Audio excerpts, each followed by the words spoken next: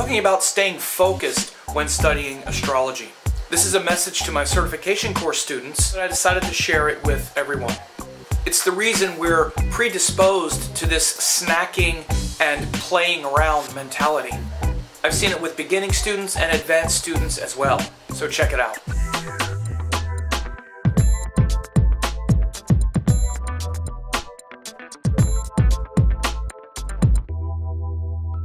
So I'm making this quick video. Actually, I was going to make it for my private students. I'm in my certification course. We're down in it pretty deep. About 80 students studying with me through the level 1, and I just did my personal check-in calls with them. And there's about, I spoke to about 45, 50 of my students that are taking it on, studying in my level 1 certification, about a 9 or 10 month program. It's closed, by the way, so you can't get in at the moment. But anyway, I was making this message for them, but I thought I would share it with the world, so to speak, because everyone can really benefit from it. It's really about a lot of principles of learning and scholarship. And it's very in keeping even with the times we're in here with this Sagittarius cycle. I'm recording this in December 2017. The new moon in Sagittarius, Mula Nakshatra, joins Saturn. And of course, Sagittarius is about learning, teaching, inspiration, hope, vision, what inspires you. And of course, it brings into question your teachings, your gurus, the purity of the teachings. And Saturn is there, very close to that sun in Sagittarius, which is about commitment, duty, focus, a relentless commitment to something. And Saturn is where we stay committed regardless of whether it feels good or not. And of course, in this world now, we're all looking for the easy, feel-good solution. It's very tempting to drop out of integrity, especially once the hard work starts. Hard work starts, and look, Vedic astrology is very sensible. It's very orderly. I break it down in a very practical component level of these building blocks of life. Planets, gunas, elements, modalities, masculine, feminine, purusharthas, all these classical structures of Sankhya philosophy are then moved around between planets and signs and houses and all of that. And it's very exciting when people start learning it because they're like, oh, I really get these concepts. And then we start having to practice it. And then it starts to get harder. People are like, oh, I'm confused. How do you do this? And then it can frustrate people. And once the work starts, it stops being as fun. I know people who have been dilly-dallying on the surface of astrology for a decade or more. And it's the same thing. Many of them join my course and they're excited because finally they see it organized and they can have an understanding and a breakthrough. And then once the work starts, they kind of tune out. Because like, oh, now he's talking about planets and signs. I know all that stuff already. When's he going to get to that complicated stuff? And they don't know it already. They start to tune out because actually it starts to challenge them to apply these things that they know already. Oh, I know that already. And again, how do I know that they don't really know it? Because I asked them to do it. Okay, you listen to me, you hear me explain it, and you understand. Okay, let me hear you explain it, interpret it, even something simple. It's hard. So I really admire my students that stick with it and actually get in there and push through the part where it becomes work, where it stops being just fun and inspiring, and then it starts to become work. Because what happens once it stops being all stimulating and fun and exciting and we need to apply it, is what happens instead of actually applying it and doing that work, which requires, again, patience, determination, effort, we instead take that same energy and start, well, let me find something else fun. And of course now in this day and age, oh, this video, I'll watch this video, I'll play with this, I'll play with that. Maybe it's not a video online about astrology or something, but it's something else where we're in a fun zone. And I get it. I try to make it fun. We try to, as much as I can, you know, always trying to do what we can, right? But there comes a point where that determination is the challenge. And it's the reason certain things grow in our life and certain things don't.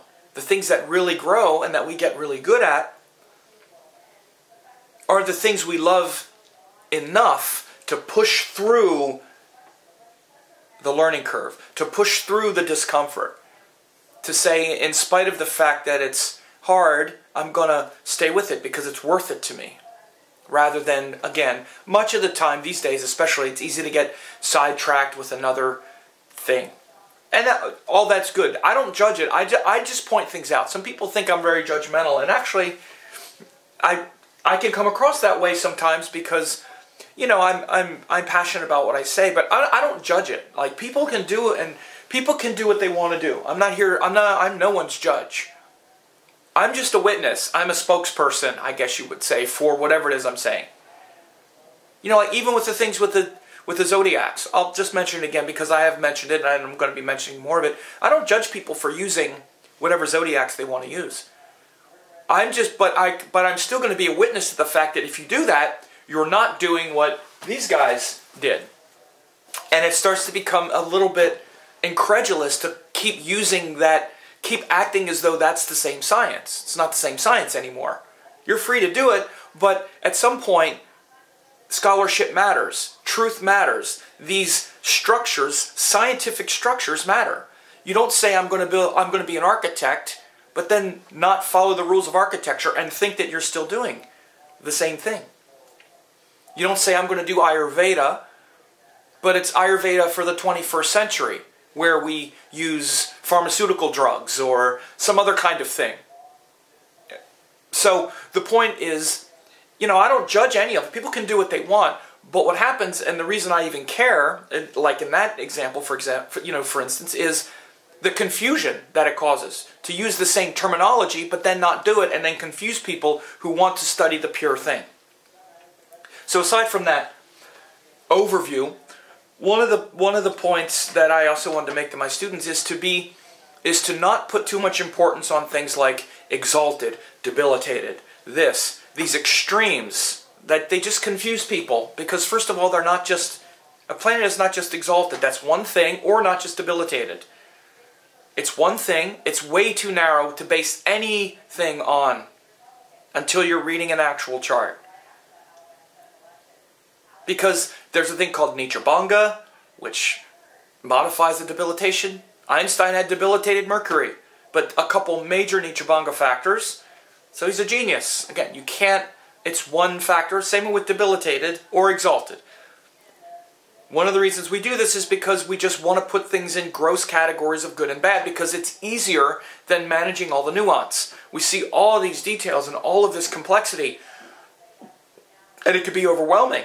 And we want to make it simple. Okay, here's something that I've recognized, exalted, that's good. Okay, but how come, even though it's good, it still did something bad? I don't get it. Well, because we're looking for a good and bad category, which is in fact a judgment, when we need to actually be able to think with intelligence, because life is not in these judgments, it's in the details. Especially understanding astrology is not in these judgments of good and bad, gross categories. Right? It's in the nuance, it's in the details. So students get really confused by these gross categories. So no one should really put any stock in those things yet. It's all part of what's called dignity, which is subtle. It's one factor, it's not everything. Learning, and so it's not that you shouldn't put anything into it, but you shouldn't necessarily expect that it's, quote, good all the time, or, quote, bad all the time, or even what all of that means. It's one more factor that gets managed with all the others. And eventually, as students are learning, and I'm saying this now pretty much directly to my level 1 students, or any beginning students, until you really know how to look at a chart and balance and manage all of these factors, you have to be extremely careful about judging any of them. You can't judge any of these factors, because what happens is we judge one thing. Once we put a judgment as, oh, this is a good or a bad one, suddenly it's this important when it should still be just that important. It is just one factor. And again, this is why you study with someone who has been doing it a long time. You've been doing it full time, readings, hundreds of readings a year since 2004. and teaching now 6 years of certification course students with over 200 level 1 graduates, actually more than 250 now. So I know how these things work, and I've seen through the traps that students get into at all levels. And it's a skill like anything else. It doesn't mean I'm smarter than anyone else. It just means I'm used to doing this. Some people are used to doing other things. I'm used to doing this. I'm used to teaching people how to organize the chart and learn astrology systematically. Some people are better at other things. This is what I'm good at. It's what I gravitate toward. And this is one of the biggest problems with people at all levels of ability, quote. And what typically happens with Vedic astrology is, just like these experienced students, which is what they are, unless you're doing it, frankly, unless you're doing it damn near full time, you're still a student. I don't care how long you've been a student. 15 years, you're still a student. Because you're not looking at enough charts to see it working yet. And you have to look at charts of like paid clients over and over again to actually see a system work. But as long as you're at that level and you're still doing that, all you're doing as a student, which is fine to do, but you're just gathering data. You're just gathering more information, and your information becomes more subtle as you've gathered more data, but then you're just piling more and more complex data on top of a shakier and shakier foundation if you don't know how any of it goes together. And you're also creating this enormous illusion that you understand what you're doing, because you're so sophisticated that you can sit there and find flaws with everything that any astrologer says at that point, even though you can't use any of it, because you don't have it functioning within a system and a hierarchy of importance. So this is what happens with very sophisticated, advanced students of gurus who don't actually practice. It's just this academic pursuit. It's not a living science at that point. It's this thing where they've gathered so much data, but it's not really connected to a system or a method of learning, and they just spin out on everything. They're more confused than the person who doesn't know anything. So again, you want to be aware of these things wherever you are in your level of study. This is kind of more to the general world, but even with some of my advanced students that are in the certification course, I know, I've been watching you guys for years. I know how it works. So the point is, with those kind of people, you're not above going back and relearning and understanding and integrating and implementing this basic stuff. It's not basic to you. Until I hear your interpretations, which usually they're fumbling all over the place. And again, if you can't interpret something simply like the guna, the gender of the planet and the sign, the guna of the planet and the sign, the gender and element of the sign, the modality of the sign with the planet. If you can't do that very simply and elegantly and in a simple way, then you don't understand it yet. And you have a lot to learn. By the way, I still learn all the time about this.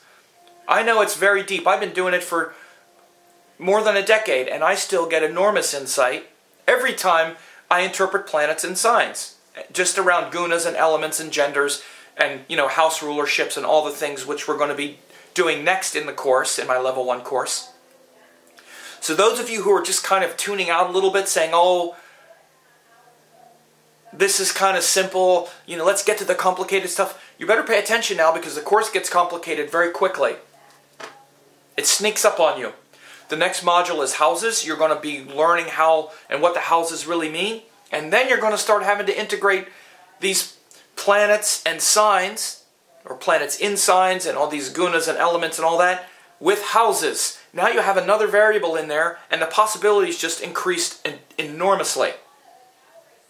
Because now that, let's say, Jupiter in Virgo is not just a sattvic, inspiring, you know, fiery and watery planet in Virgo, which is an earthy, tamasic, organized environment, but now that Jupiter could rule the 2nd and 5th house, if it's Scorpio. It could rule the 9th and 12th house, if it's Aries. It could rule the 7th and 10th house, if it's Gemini. It could rule the 6th and 9th house, if it's Cancer. So now you're taking those things and you're integrating it with the functional qualities of the planet. Because Jupiter is different for every ascendant, depending on the houses it rules. So those of you who think, oh, well, this is the easy stuff, let me get to the complicated stuff, be careful. This course sneaks up on you. So you should be paying attention, really, and trying to do these lessons and asking questions. And not making a lot of assumptions, not making a lot of grand assumptions about, especially about things, about these interpretations. Be patient with what you're learning and literally just stay with the lessons and go deeper into it. And again, this is my certification course students. Ask your questions in the forum. We'll work through those things with you.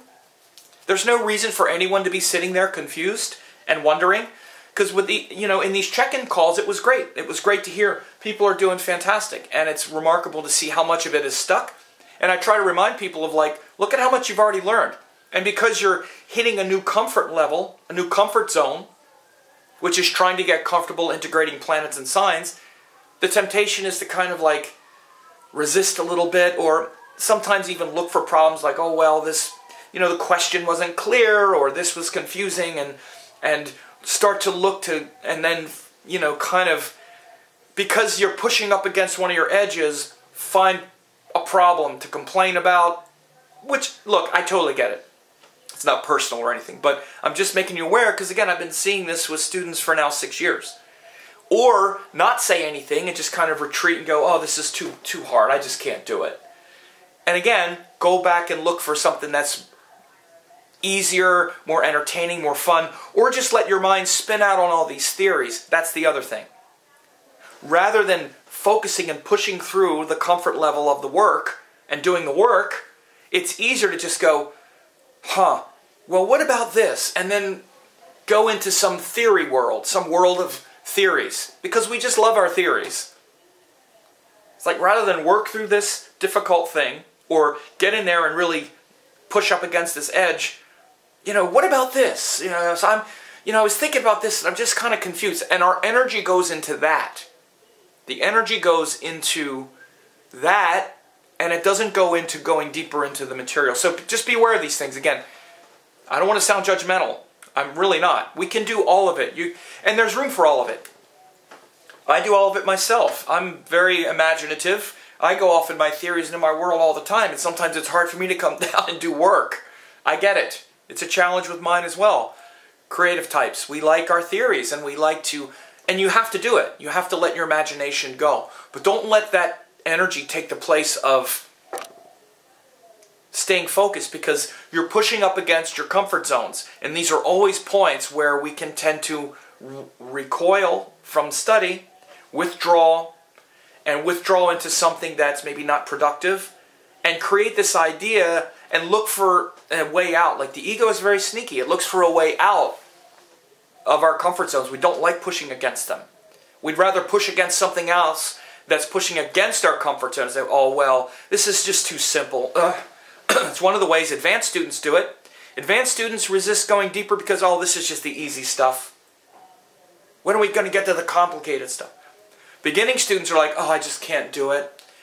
Or they often will go into some imagination, place, rather than work and focus. This happens in yoga, this happens in all spiritual practices. And by the way, this is related to the gunas. And this is the difficult quality of the sattvic guna. This is the difficulty of sattva, and the power of tamas is to push through the difficulty. This is why Saturn and Mars are the great planets that help you push through your comfort zones. And how Jupiter, especially, can be disruptive to your learning at times. Yes, folks, you heard it here. I know, Jupiter, great guru, teaching, wonderful, amazing, yes. Also, it's the thing I just mentioned. When faced with having to show up and do hard work, which is Saturn, oh, I don't know. What about this theory? Oh, yeah, what about this? This is so inspiring to imagine. What's that mean? That's Jupiter, and it's a kind of bypassing. Not just Jupiter, but it's a sattvic feeling, like you want to connect with that thing that feels so inspiring and that's so ahead of where we're at. Again, always got to be telling my students, getting ahead of yourself.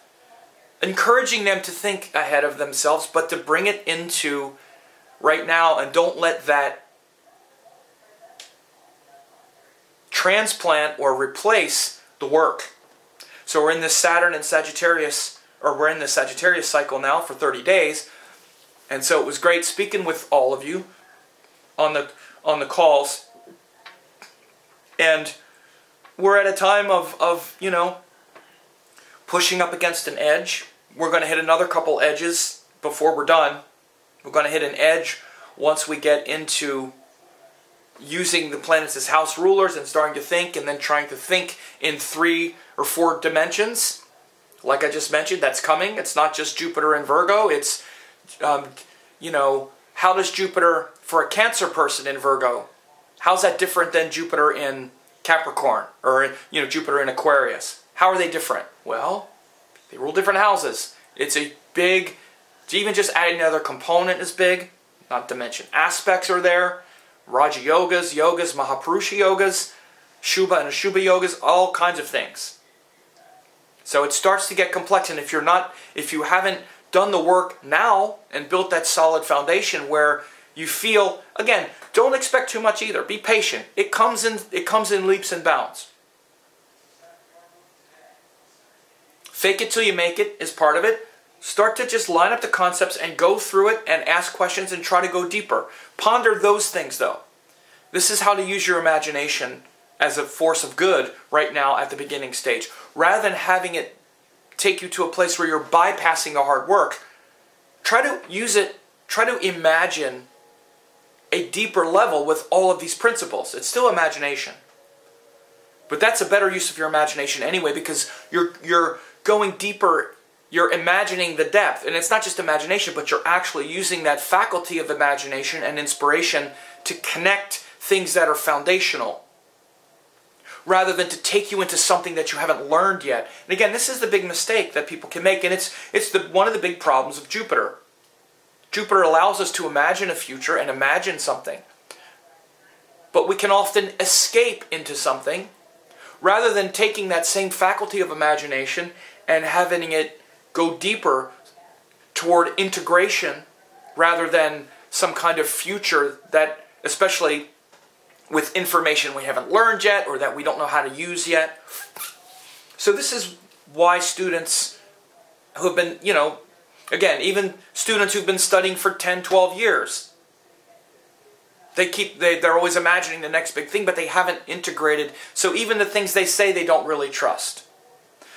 So I thought I would make this.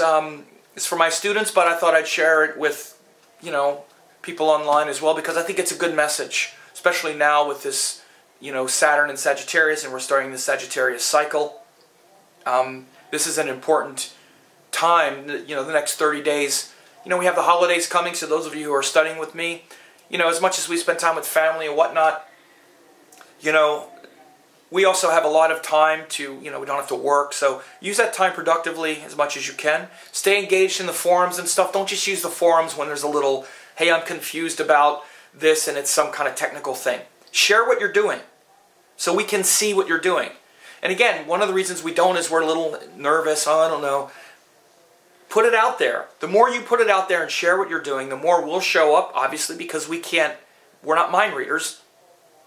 We wait for you students also to say, okay, so the homework was this. Here's what I thought, and I'm recognizing where I'm not understanding this very well. Any suggestions about this? And give us the actual thing you're doing. Let us see it so we can get in there. Just like a doctor, you know, when you go to a doctor, you don't describe what's happening to the doctor over the phone. You might, but he'll say, okay, come in for a visit. He needs to examine you. So just the same way, we need to examine what you're doing, what you're saying, not just hear about it theoretically. So anyway, folks, it was great to talk to all of you. I'm now doing the level 2 check-ins. So I'm done with all the level 1 check-ins. Until next year, we have another call in probably April or May as we get around the end of the course. And then we'll get to talk again. But it was great having that experience speaking with everyone.